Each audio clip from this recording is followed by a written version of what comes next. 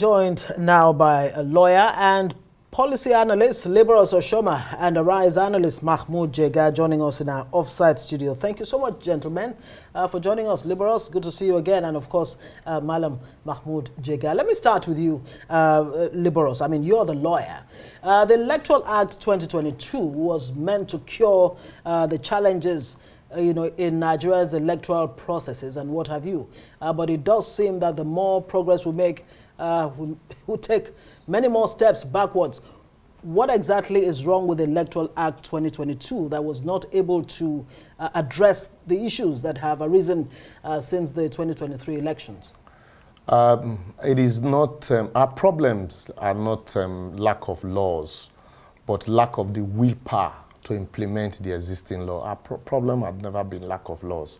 And here you see at every turn, 2003, before the election in 2003, we amended the Electoral Act 2002. Before the election in 2006, in 2007, we amended the Electoral Act in 2006. Right. Before the election in 2011, we amended the Electoral Act in 2010. And then just before the election in 2023, we amended the Electoral Act 2022.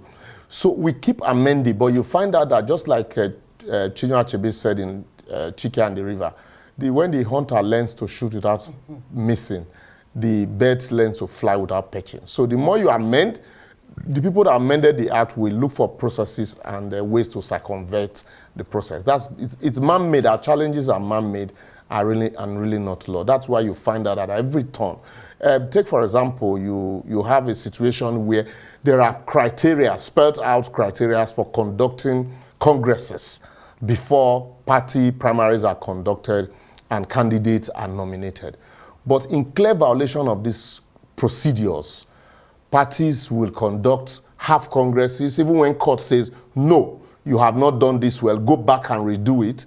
They still insist, despite all of this court pronouncement, and say they want to go ahead in feeding candidates for election, like it happened in Plateau State. So that one now is not a question of Electoral Act or the Constitution or lacuna, but man-made. So these are the challenges that we face, really. Well, let me bring in Mahmud Jega here. We'll come back to you, Libero, so that you can explain it, because we had that conversation with Oba Madu Abuchi, senior advocate, just last night.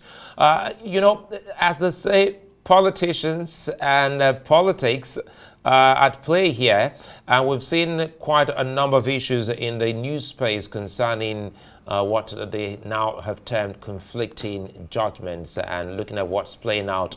What's the reading?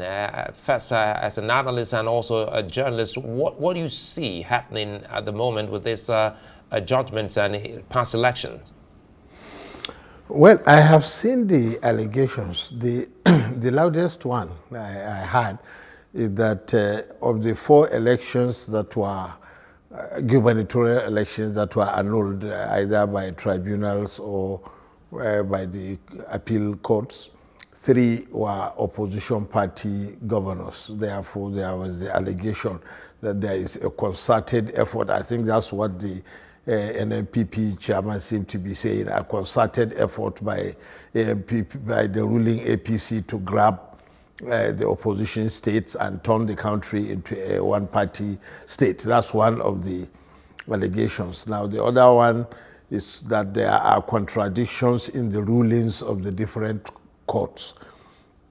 Personally, I don't think so, because if you look at the reasons for annulling the governorship elections in Plateau, in Nasarawa, in Kano, and in Zamfara State, they are all different. And the good thing about it is that all these cases will ultimately end up in the Supreme Court. And if there is any conflict at the lower courts, then the Supreme Court is there to harmonize it. I agree that there is probably a conflict with judgments from previous election cases, like in 2019. There are also some similarities, like the case in Plateau State.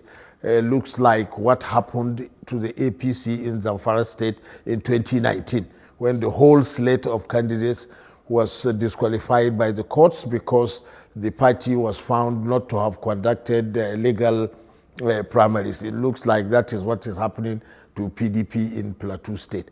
But other cases are different. I don't see conflicts there. And if there are any conflicts, then in the end, the Supreme Court should be there to harmonize all of them. Right, Liberals, on staying on this, calls for electoral reforms, the calls are growing louder and louder. Exactly in which areas? I mean, I'm sure you have looked at the Electoral Act 2022 very deeply, and, which aspects do we need to address very quickly? A lot of people are saying, look, IREV, that needs to be, enforced. It needs to be underscored even further. Some are saying, look, special election offenders, tribunals, and what have you. What areas need to be addressed? First and foremost, the area we need to address majorly is the fact that there is no need asking a party who violates the law to go and redo it. That's one. And then, strongly, I think it is high time we begin to look at the onus of proving election irregularity, and then secondly, this presumption of correctness in favor of INEC. Once you grab and run with the ballot box, you are presumed, and the result announced, election is presumed regular, and then the onus of proving irregularities on the candidate who lost the election, and the materials of proving this irregularity are with the INEC that conducted the election. So INEC now becomes a nominal party. That's one major area we need to look at. And also, I would say that we need to look for a mechanism for enforcing all court judgment pre or post-election matters, pre-election matters especially, no matter how long before we get to election proper. I also bring the case of Plateau State. If you look at that matter, there are subsisting court judgments, for example, that heard that the PDP in Plateau State, just like Mahmud has said, akin to what played out in Zamfara and also in Rivers State in 2019, that the PDP in Plateau State did not conduct valid congresses in the 17 local government in Plateau.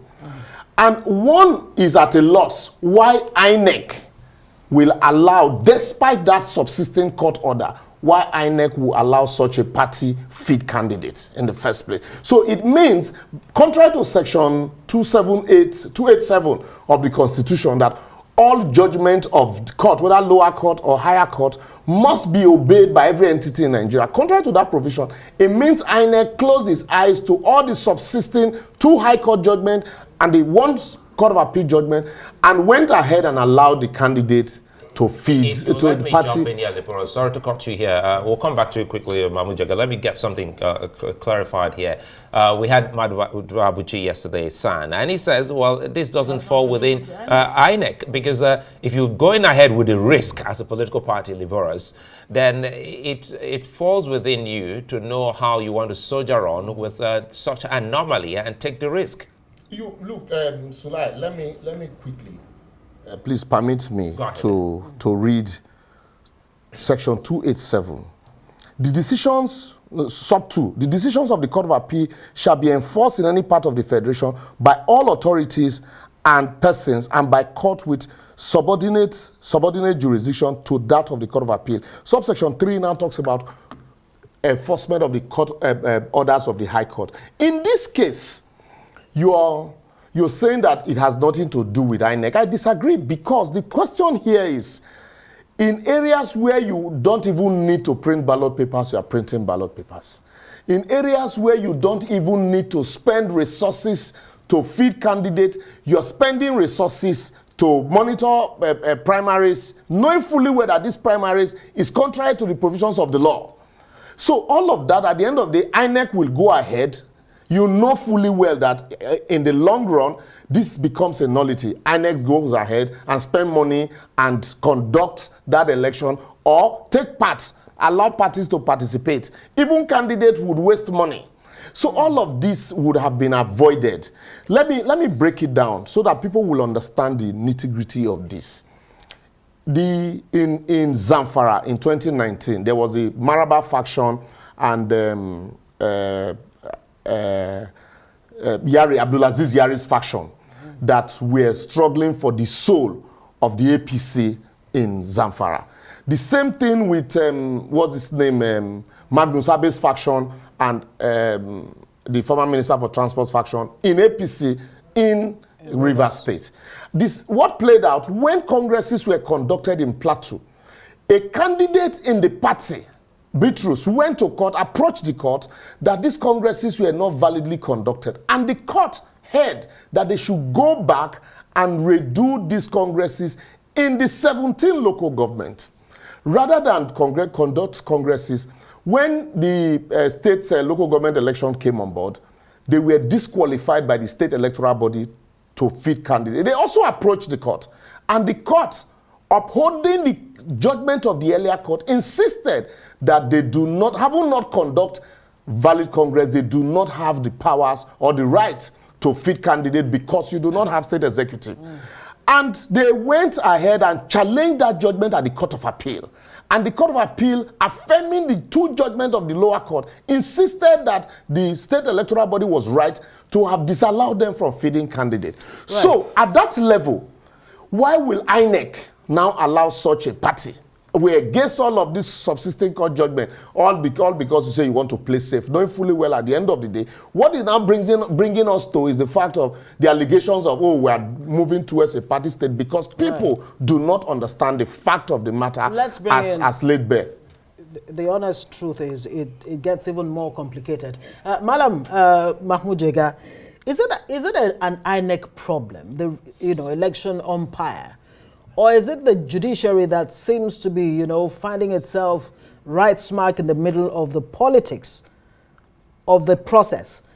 Okay, where lies the problem, really? Well, I'm sure the problem lies in many places, but if I remember right, INEC over the years has said it will obey every valid court order. The kind of orders that it does not obey is like if there is an order from a high court and then somebody goes to another court of the same jurisdiction and now also brings. Otherwise, if it is a valid court order, I think the most recent case was in Bayelsa State, where the courts ordered that the APC candidate Temepere Silva should not be on the ballot. And you remember that INEC removed him from the ballot until, I think, a week or two to the election. He got an order from the Court of Appeal, and his name was restored. So I don't know exactly how this messy situation happened in Plateau State, but I think in most cases, INEC obeys court orders.